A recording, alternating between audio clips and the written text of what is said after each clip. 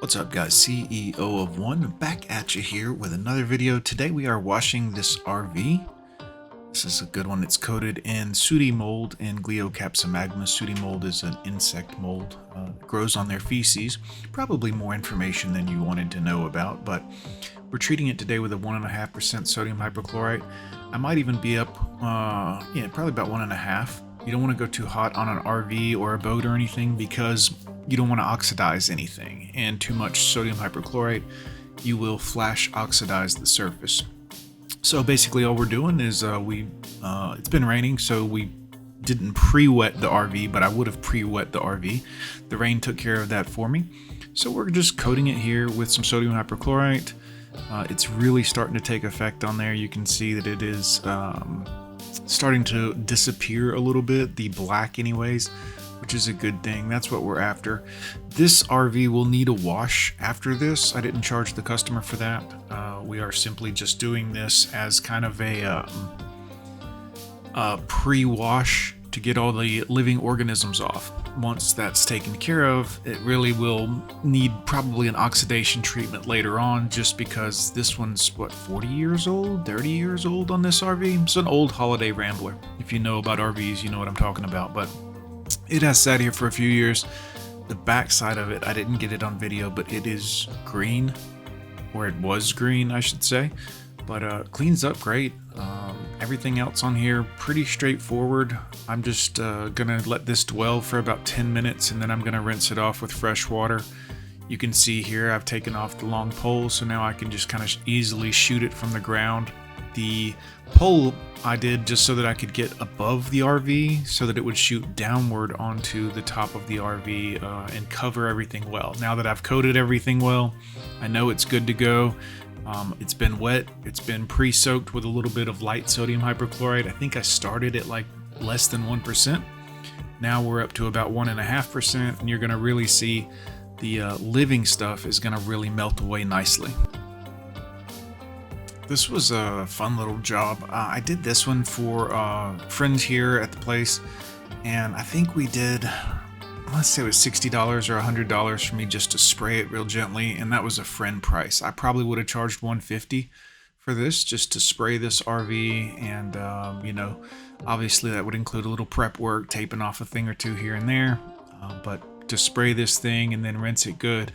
But it's when an RV gets in this position where it's sat for so long, but you want to clean it up and make it look, more livable, sellable, etc. I mean, obviously the inside's dirty. You can see the curtain has some issues, but when you want to get this thing ready to resell it or anything like that, the first step is getting all the mold and mildew off of the thing so that people will at least look in its general direction. Otherwise, they just see a brutally old RV.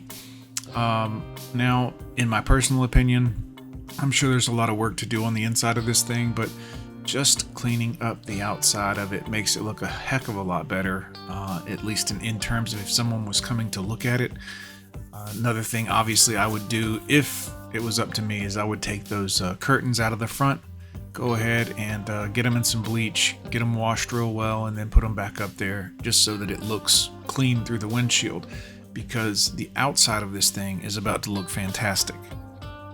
The system that I'm using, the soft wash system I'm using in this video is, actually I did a video about it probably a few months back, about a year ago, I'd say about a year.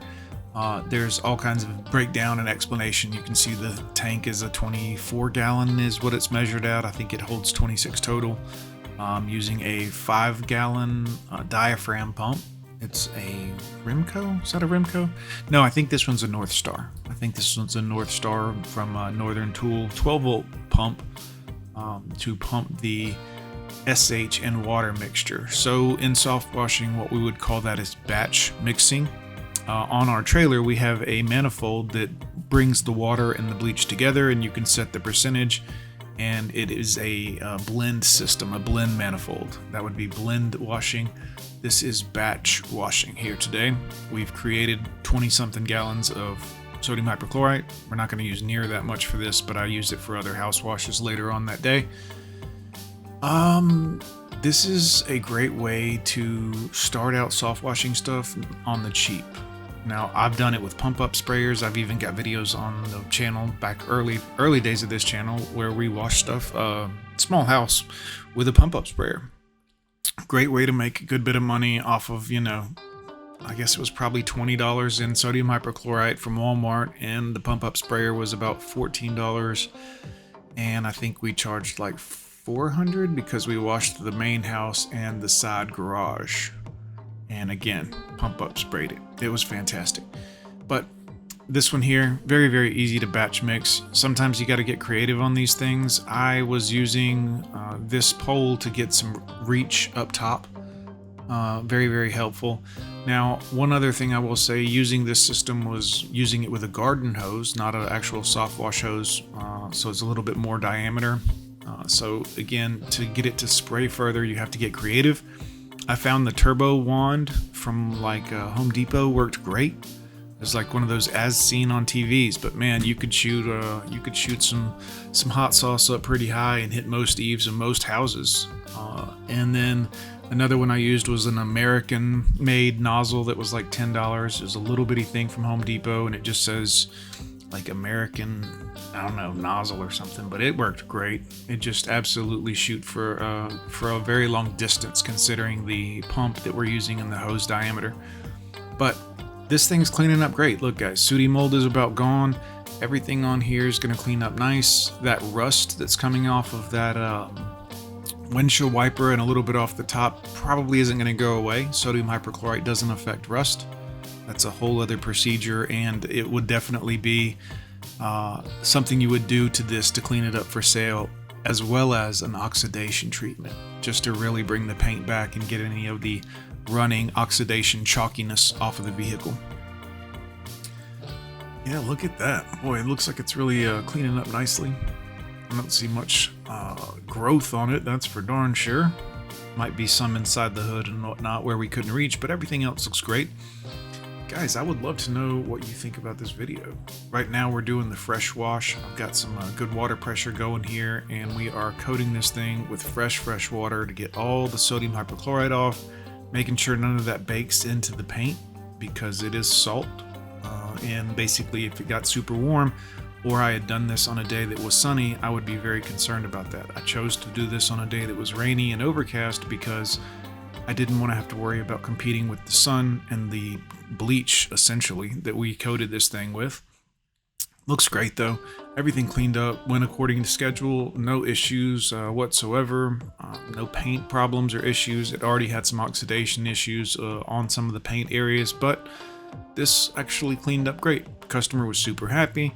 We got everything thoroughly rinsed off, and you can't ask for much better than that, guys.